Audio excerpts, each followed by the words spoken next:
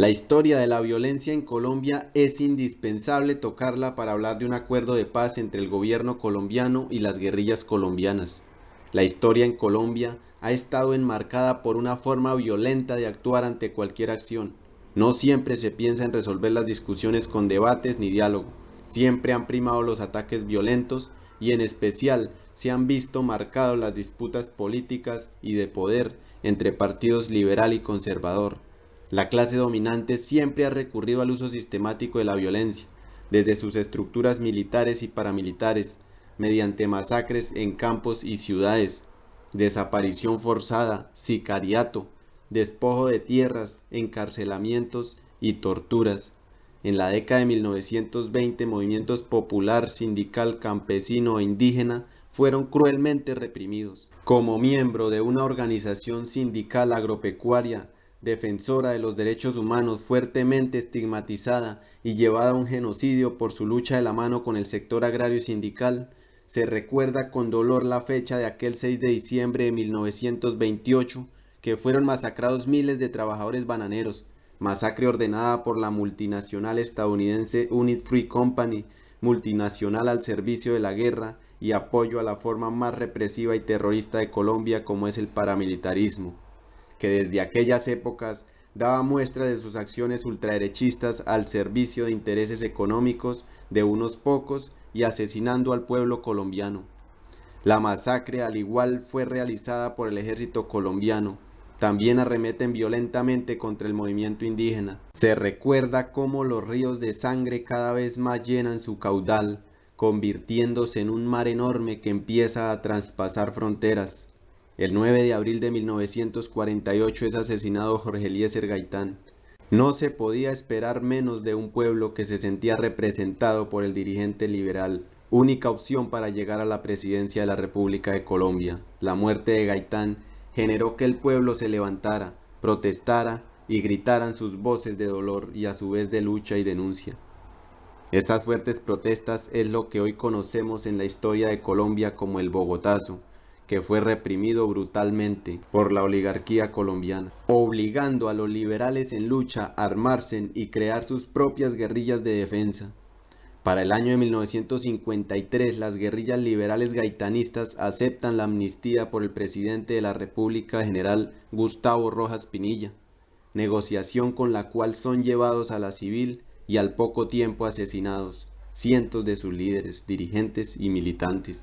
Como campesino y líder agrario al igual se recuerda en la historia de Colombia el año de 1964, cuando campesinos organizados en Marquetalia, Río Chiquito, El Pato, Guayavero y otros lugares de lucha campesina colombiana son agredidos guerrerista y militarmente por el denominado Plan Lazo, que es la intervención directa de militares norteamericanos y batallones militares de Colombia para intentar destruir el campesinado organizado en aquellas zonas. Campesinos que solo querían trabajar y labrar sus tierras.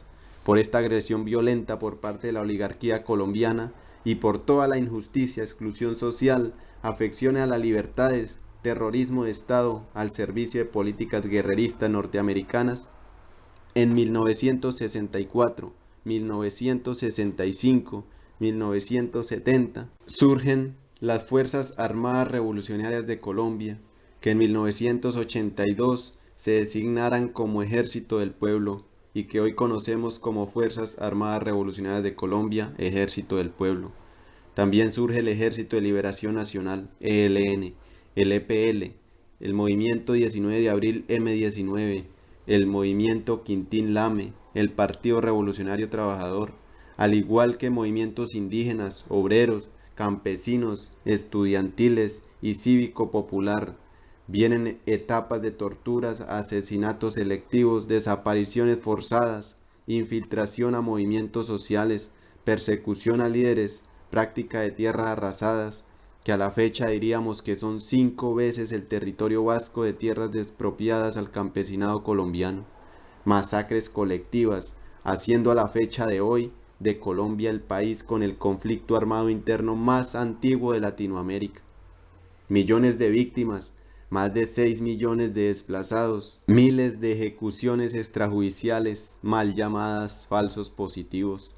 más de 2.000 masacres, más de 11.000 asesinatos, más de 390.000 exiliados, más de 60.000 desaparecidos, más de 200.000 muertos en los últimos 30 años y más de 9.500 prisioneros y prisioneras políticos en las cárceles colombianas, junto a otro gran número de presos por diferentes causas, como el robo, atracos, los cuales no son justificables estas acciones, pero la verdadera culpabilidad la encontramos en el Estado colombiano, que tiene al pueblo en el más grande estado de la pobreza. Inclusive el asesinato, donde por falta de empleo y condiciones laborales y económicas estables, por 20 euros una persona le quita la vida a otra.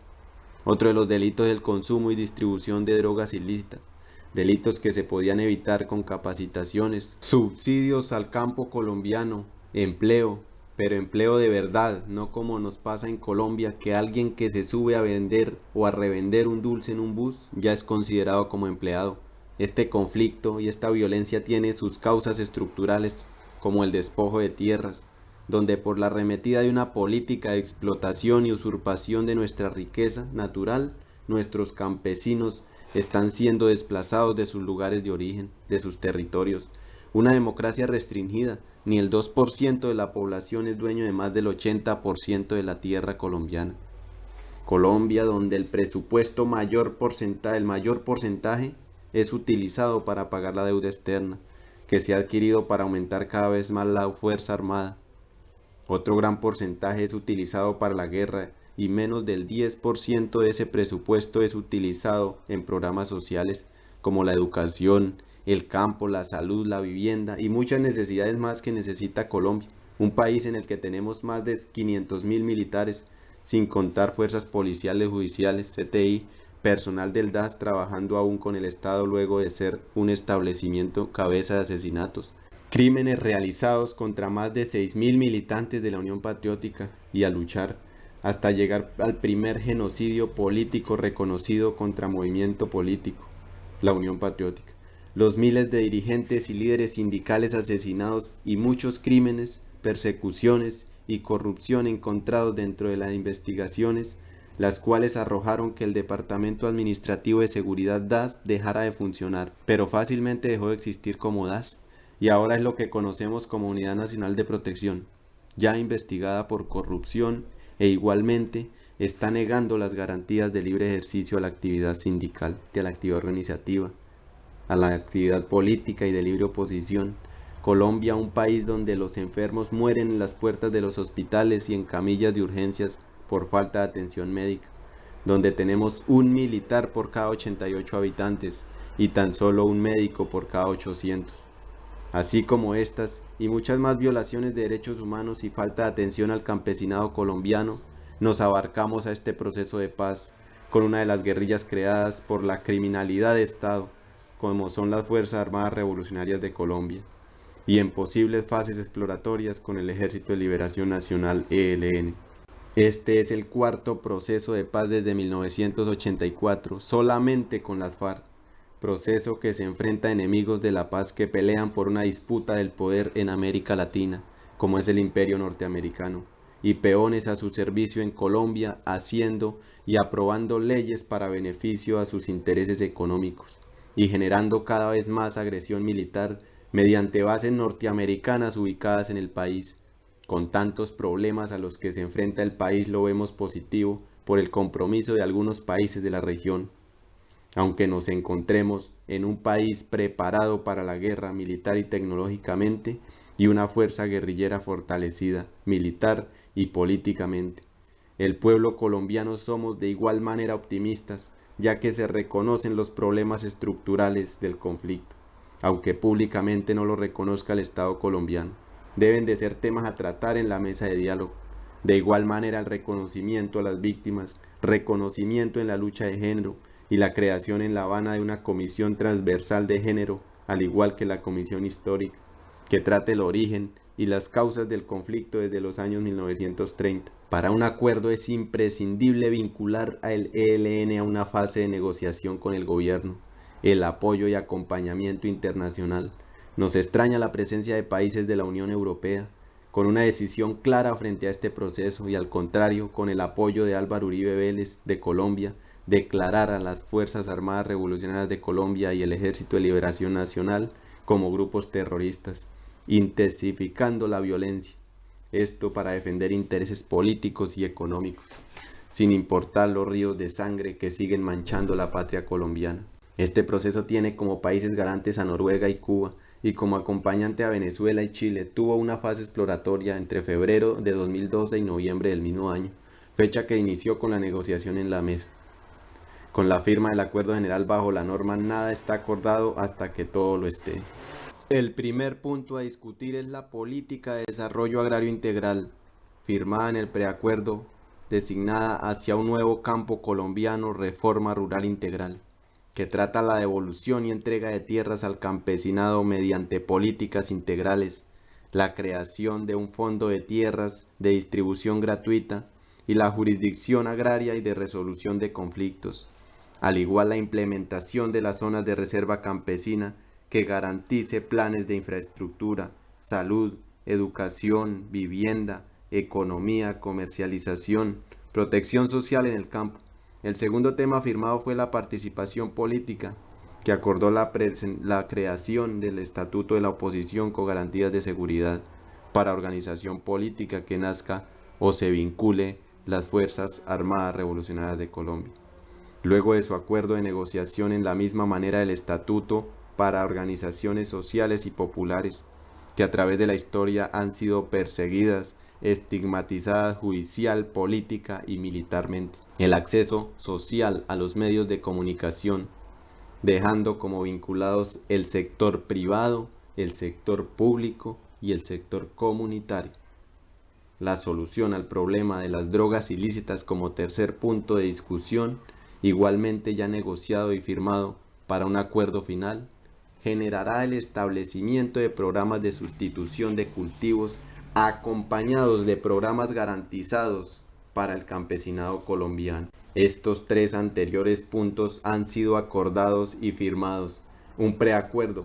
Los puntos faltantes de igual manera transcurren en la mesa, aunque con doble discurso del gobierno colombiano, prosiguen las negociaciones en estos puntos que quedan y ya están sobre la mesa. Son transversales unos a otros, ya que se tratarán en el fin del conflicto, el desmonte del paramilitarismo, desde su diseño, la organización y financiación, que es un compromiso desde el poder político militar en las Fuerzas Armadas y con acompañamiento internacional.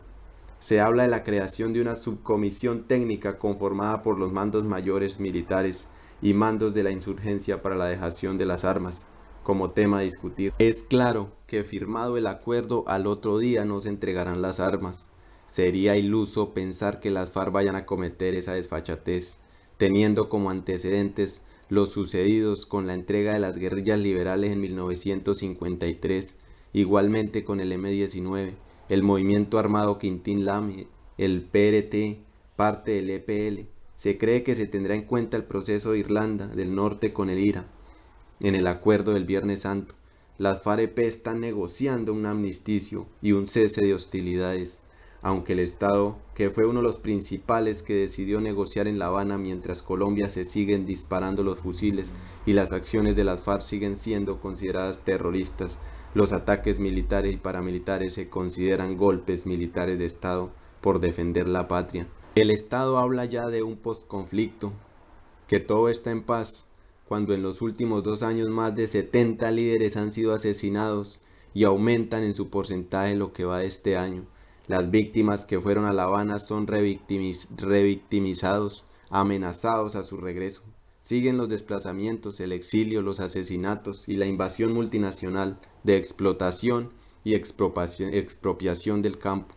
La implementación, verificación y refrendación al igual tiene varias contradicciones. El Estado colombiano habla de un referendo cuando se hace necesaria la Asamblea Nacional Constituyente. Y ya para dejar sobre la mesa, no se puede concretar un acuerdo de paz si no hay negociación con el ELN y si no hay un verdadero compromiso de desmonte del paramilitarismo.